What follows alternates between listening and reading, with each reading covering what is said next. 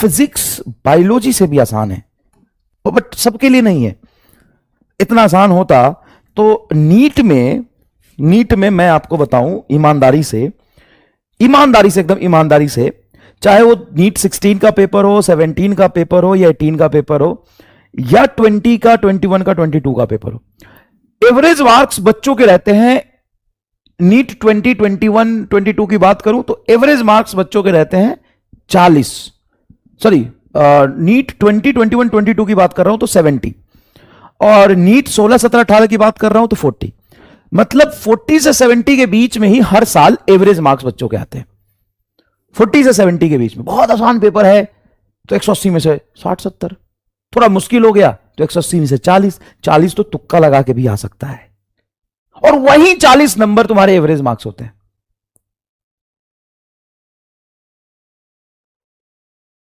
जितना तुक्का लगा के आ सकता है उतना ही एवरेज मार्क्स है।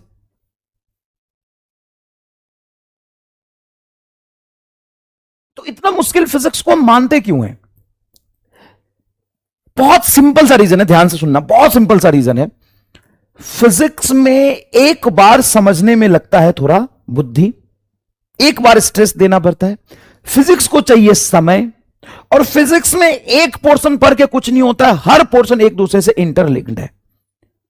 तो आपको कॉन्फिडेंस आने में भले समय लगेगा, लेकिन एक बार समय लगा के अगर कॉन्फिडेंस आ गया और तुम्हारे फिजिक्स में 150, 160 नंबर तक पहुंच गए, लास्ट पूरे अप्रैल में तुम कुछ भी फिजिक्स में नया मत पढ़ो, सिर्फ जो तुमने पुराने पढ़े उसका फॉर्मूला रिवीजन करो,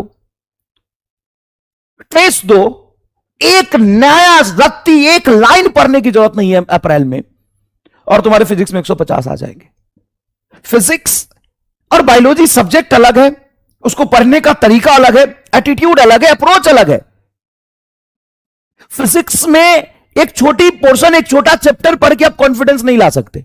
आप ये भी नहीं कह सकते कि 4 चैप्टर में मेरा बहुत अच्छा है और 4 चैप्टर बहुत खराब है।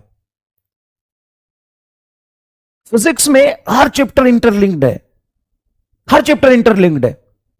हां, आप कह सकते हो ऑप्टिक्स और थर्मो में कोई रिलेशन नहीं है, लेकिन मैकेनिक्स तो हर जगह यूज होता है।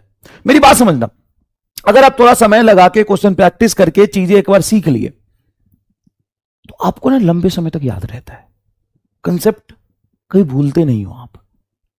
फॉर्मूला लॉजिकल होता है, एक फॉर्मूले से दूसरा फॉर्मूला रिलेटेड होता है। एक बार डायमेंशन आपके दिमाग में बैठ गया तो कोई फॉर्मूला गलत भी लिखोगे तो उसको सही याद कर लोगे। एक बार तुम्हें क्रिटिकल एनालिसिस एमा स्टार वाली अप्रोच आ गई तो तुम लिमिटिंग वैल्यू पुट करके उसको सही तक अपने आप पहुंचा दोगे। तो ये सारी चीज जब तुमने डेवलप कर लिया, बहुत सारे कंसेप्ट और थ्योरी और प्रैक्टिस कर ली, पूरे अप्रैल में एक नया थ्योरम, नया चैप्टर, नया लाइन पढ़ने की जरूरत ही नहीं है। तुम्हारे 150 अगर आ रहे हैं फिजिक्स में तो 150 ही आएंगे। पूरे अप्रैल क्या करें सर? तो पूरे अप्रैल बायोलॉजी पढ़ो, क्योंकि अगर तुम्हारे बायोलॉजी में अभी आ रहे हैं 250 नंबर, पूरे अप्रैल जान लगा के बायोलॉजी पढ़ोगे तो 360 आ जाएंगे, 355 आ जाएंगे, 50 आ जाएंगे।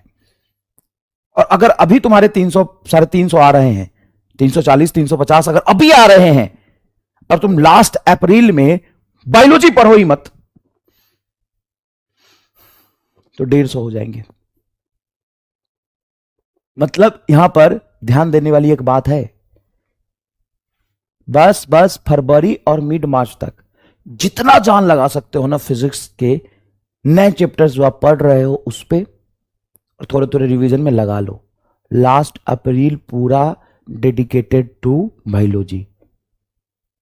आधा बच्चे का है सर केमिस्ट्री को तो इग्नोर ही कर दिया एकदम। केमिस्ट्री थोड़ा थोड़ा अभी भी पढ़ना है, थोड़ा थोड़ा बाद में भी पढ़ना है, लेकिन फरवरी और मिड मार्च तक जितना जान लगा सकते हो ना फिजिक्स को दो तुम अपने पूरे शेड्यूल में से 60 से 70% टाइम। और किसी को बाहर बताना नहीं, मास्टर को 60 से 70% टाइम तुमको फिजिक्स को देना है, 60% एटलीस्ट फिजिक्स को देना है, फिजिक्स को 70% अप टू 15th मार्च, 15 से 20th मार्च 60% टाइम फिजिक्स को देना है, और 20% बायो एंड 20% केमिस्ट्री। बता रहा हूं, किसी के साथ इनजस्टिस नहीं होगा, सबके साथ जस्टिस होगा। उसके बाद जैसे तुम 15-20 मार्च से आगे बढ़ोगे, इसको उल्टा कर दो, 50%, 40% से 50% बायोलॉजी, 40 to 50% बायो, इसी में वैरी करेगा, depends upon your strength and weakness, depends upon your strength and weakness. और बायो को 40 से 50%, केमिस्ट्री को 30%, 30 से 40%, और फिजिक्स को 20%, कुछ इसी के आसपास में दो, इसी के आसपास में दो तो ठीक है। 40 से 50% बायो, 30% से 30 से 40% केमिस्ट्री, 20 से 10% फिजिक्स। यकीन मानो बेटा, ये एकदम फुल प्रूफ प्लान है। अगर तुम इसका उल्टा करोगे तो बहुत पछताओगे, अगर तुम इसका उल्टा करोगे तो बहुत पछताओगे, बहुत पछताओगे। सिंपल सा रीजन है, सिंपल सा रीजन है कि बायो तुम कितना भी अभी रट लो, फिर में दोबारा तो रटना ही है, तो उसको अरेंज करते चलो। नहीं, रटना भी है, दिमाग में सारी चीजें होनी चाहिए, उसको सिस्टमैटिकली अरेंज करके रखो। जैसे फिजिक्स के शॉर्ट नोट्स को भी तो अरेंज करके रखते हो, उस तरीके से अरेंज करके रखो, और घबराओ नहीं। कोई भी हम बड़ा काम करने जाते हैं तो दिक्कत, परेशानी, डिमोटिवेशन, ये सब आता है, ये तो पार्ट ऑफ जर्नी है। बहुत आसानी से कोई चीज मिल जाएगा ना, तो उसका ना तो वैल्यू होगा, और ना ही फ्यूचर में आप बहुत प्राउड फील करोगे। बहुत मुश्किल से जो चीज मिलता है उसी के लिए तुम प्राउड फील करते हैं ना भाई, समझ में आया कि नहीं है? तो मैंने एक चीज और तो बोला है, मतलब इसका वो डिस्क्लेमर दे देता हूं कि it's depends upon your strength and weakness, depends upon your priority, but physics को अभी थोड़ा समय ज्यादा चाहिए, अप टू 15 मार्च। अप्रैल में तो मैं कह रहा हूं 10 से 20% फिजिक्स को टाइम देना। दूसरी बात, अगर मान लो फिजिक्स को अभी तक किसी ने टाइम इतना नहीं दिया होगा, और अब तुम फिजिक्स को टाइम दोगे, कुछ कर भी ना पाओगे, रहने दो, जाओ बायोलॉजी रट लो।